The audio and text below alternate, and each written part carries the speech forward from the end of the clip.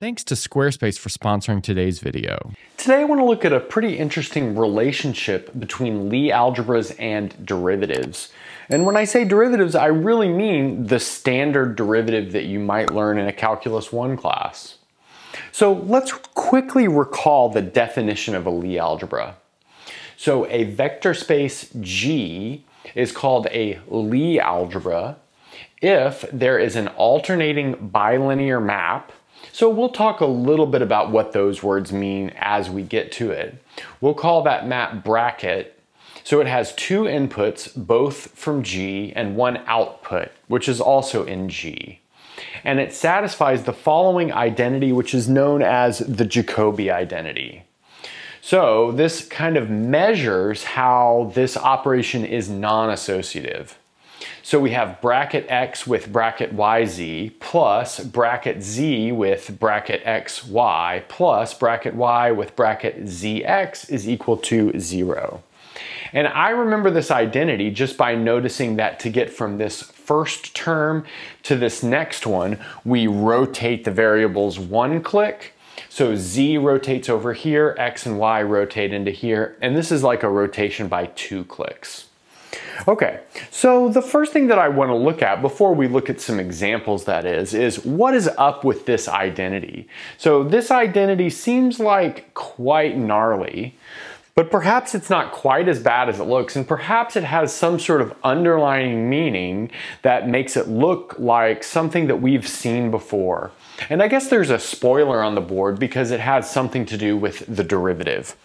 Okay, so I'm gonna take this identity and rewrite it a little bit. I'm gonna solve for this leftmost term. So let's call this x bracket y z, like that. So that will be equal to negative z and then bracket x y, like that, and then minus bracket y with bracket zx, like that. Okay, nice. But now I'm going to use the fact that this is an alternating map. So I didn't define what it meant to be an alternating map, but an alternating map has the rule that if we switch any of the two inputs, you pick up a minus sign. So this is sometimes called skew symmetry or anti-commutativity. So let's do exactly that. Here we'll take this minus sign and have it swap z with the bracket of x and y. So let's see, that's going to give us the bracket of x and y with z. So something like that. And now we'll take this minus sign, bring it in, and have it switch this x and z. So there we're using the linearity to bring it into this second term, or really the bilinearity. So we have y and then the bracket of x with z. So something like that. And now let's notice that if we look at this in the right way, this in fact looks like the product rule for derivatives. We can think about here this bracket as x acting on yz, and notice over here it first acts on y and then it acts on z.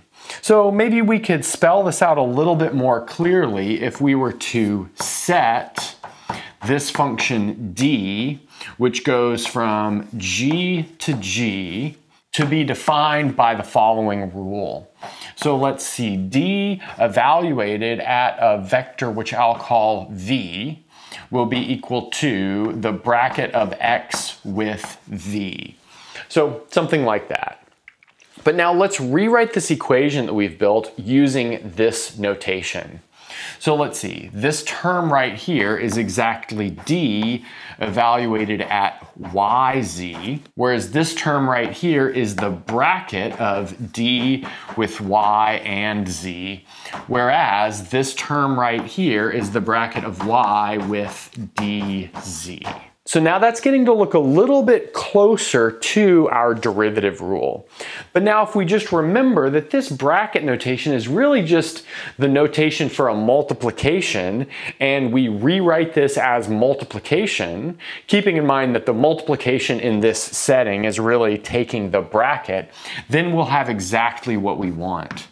So here we're Again, like looking at this using the right gaze, let's rewrite bracket AB as just A times B. Again, this isn't strictly necessary, but it's really just to tie these two ideas together. Those two ideas being the Jacobi identity and the product rule for the derivative. So let's see what this looks like. This looks like d of yz equals d of y times z plus y times d of z. But in this light, this looks exactly like the product rule for derivatives. And in fact, you might call this a Leibniz rule. You know, named after Leibniz, and sometimes the product rule is known as the Leibniz rule. Now, careful viewers of the channel will know that I've looked at this kind of stuff before, where we look at these things called derivations, which are generalizations of the derivative. And in fact, what we've shown here is that doing this bracket operation is in fact one of these derivations. But I think it's nice to kind of spell it out very clearly and generally like this. Okay, so now that we've seen this kind of connection between Lie algebras and derivatives, that brings up maybe an obvious question, which is, can we represent common Lie algebras using derivatives?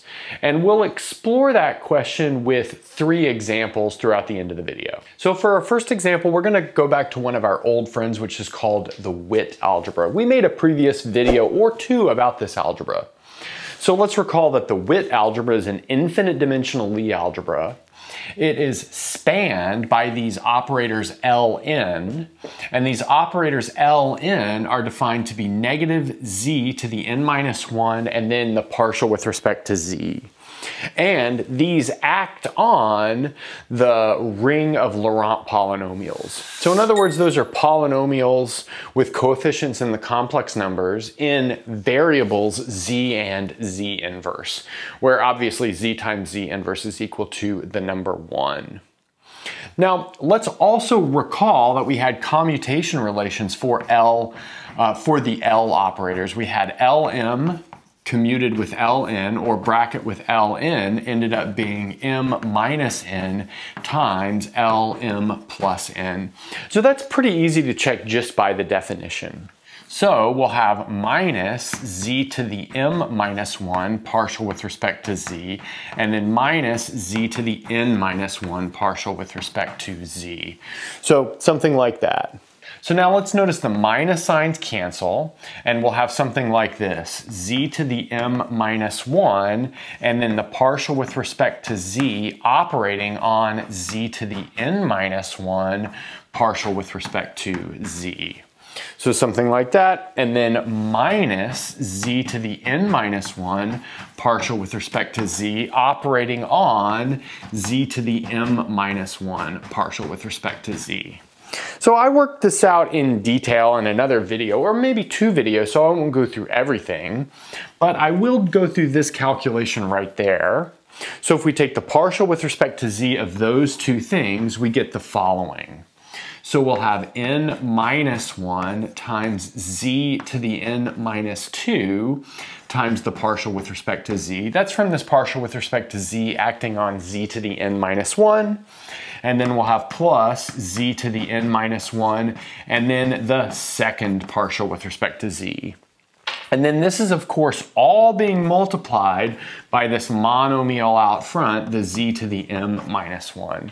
And then you get a similar expansion of this thing over here. Notice the second partials cancel, and you end up with exactly what you want.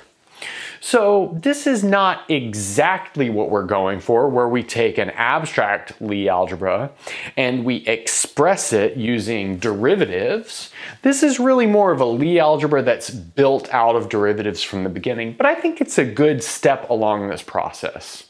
Okay, so next up we're going to look at the Heisenberg Lie algebra. You think getting a PhD in mathematics was hard? Try creating your own website. The HTML, CSS, PHP, CMS, figuring out the domain, who has time for that? That's why you need Squarespace. Squarespace is an easy way to create your own professional website using simple drag and drop actions with access to code if you need it. They also have domain services to get your site online quickly. I use Squarespace for my own website and found it very easy to use with plenty of integrations. For example, they have simple LaTeX integration that makes writing equations much simpler than trying to format each symbol one at a time or using images.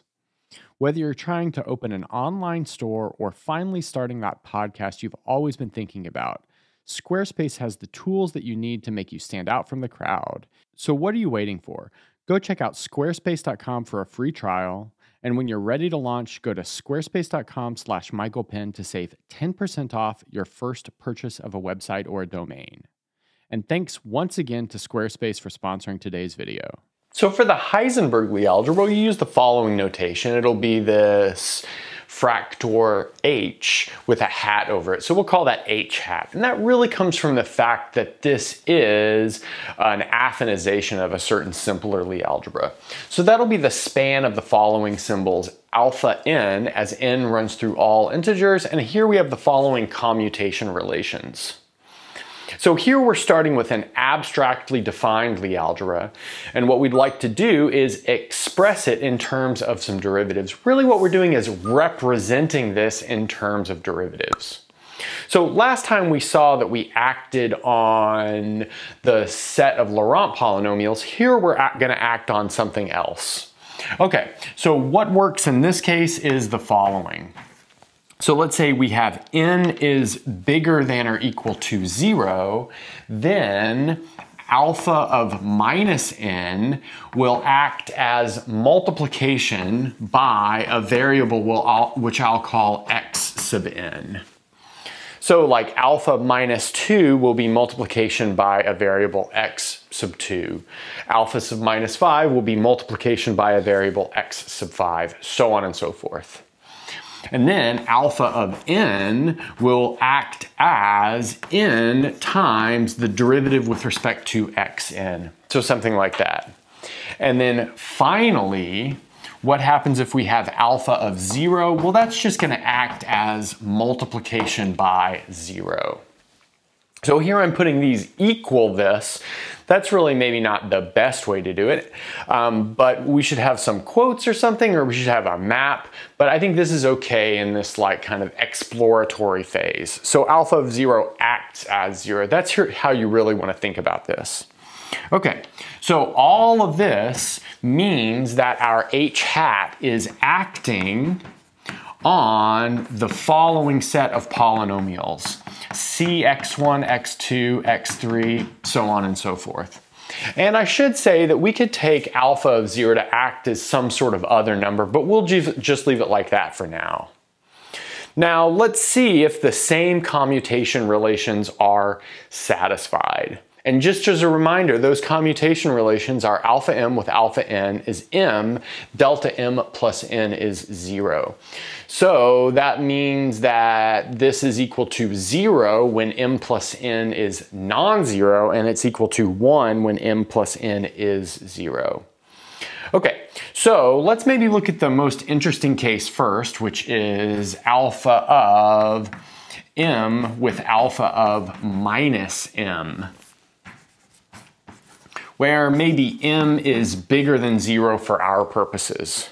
And then since we're supposed to achieve some other operator in this polynomial algebra, we might as well put a new polynomial there, which I'll call p of x. Because to get an idea of what this bracket does, we need to see what it does to an arbitrary polynomial. Okay, so now let's get to it.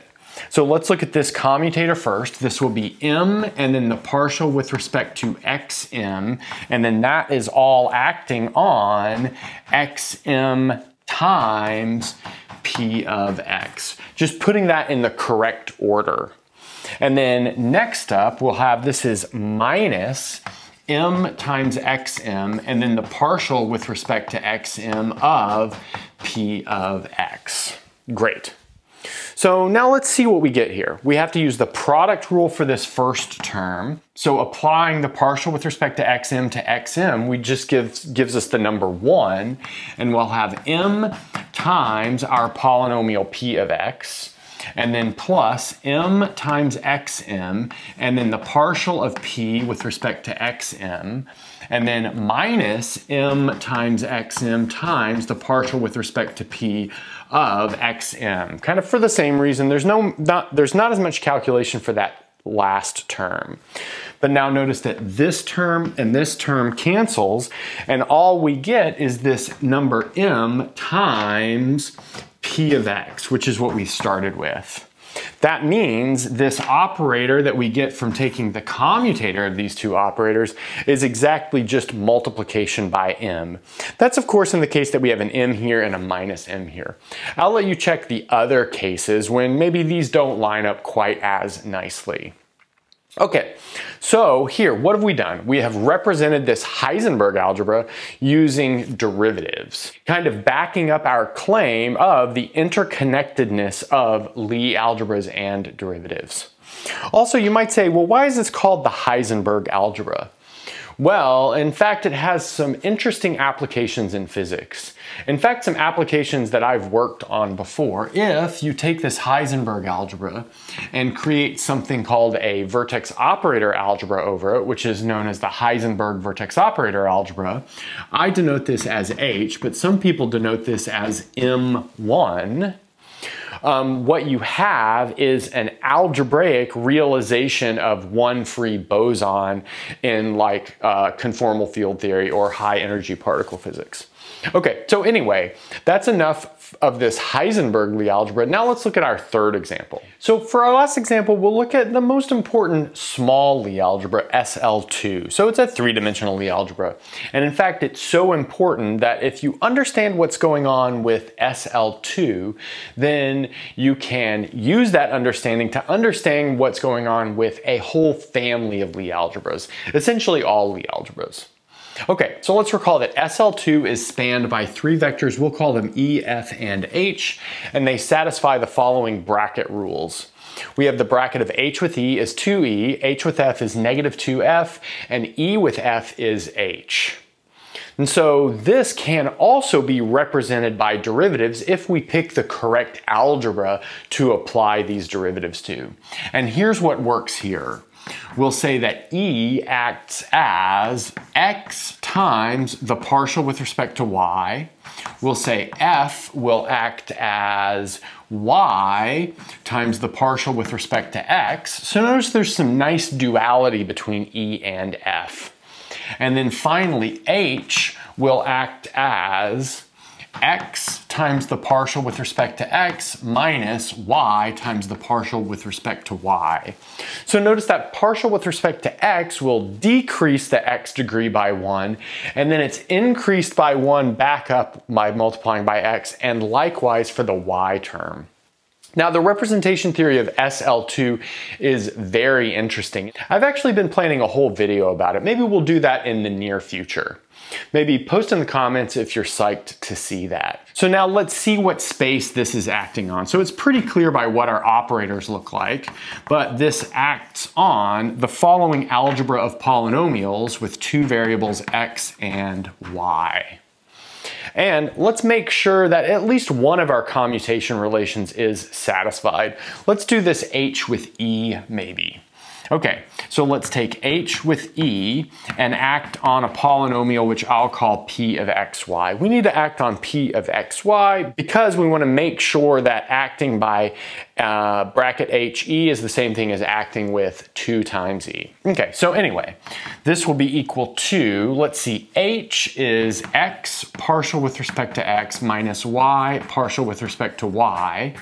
And we're taking that and operating on E P of X, Y. So E is this, so this will be X partial with respect to Y of P. So I'll put partial of P with respect to Y. So that would be HE acting on P. And then we have to do the opposite, so E acting on HP. So E is X times the partial with respect to Y, and then we'll have X partial P with respect to X minus Y partial P with respect to Y. So let's just be clear about what this is. This is H, and then this is E acting on P, whereas this is E, and then this is H acting on P. Okay, so now let's see what we get. Let's make sure everything works. So we have to make sure and take these derivative operators and use the product rule here for each of them. So starting over here, we'll have X, and then we'll have partial with respect to X acting on these two. So acting on X will just give us the number 1, and we'll be left with dP dy. Now, acting on dP dy will give us a mixed partial. So that'll give us plus x squared, and then the second partial, 1 with respect to x, 1 with respect to y.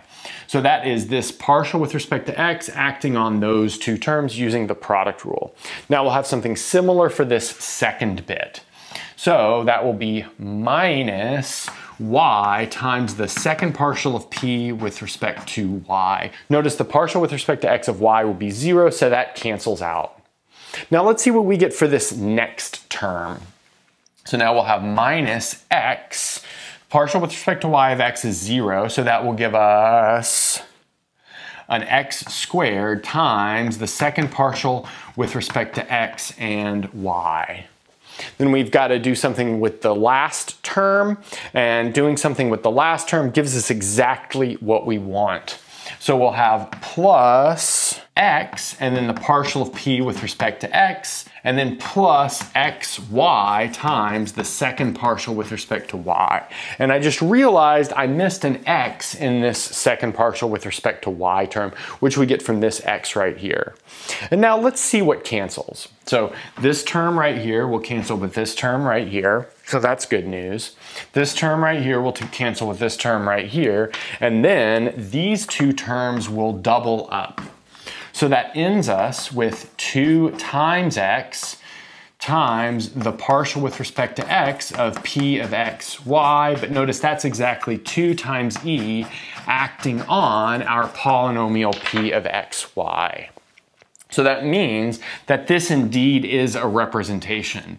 So h bracket e is equal to 2e given this setup. Okay, so like I said, I've done videos like this before. Maybe a really interesting one to check out would be the one on the Witt algebra. It should be on the screen right now, and that's a good place to stop.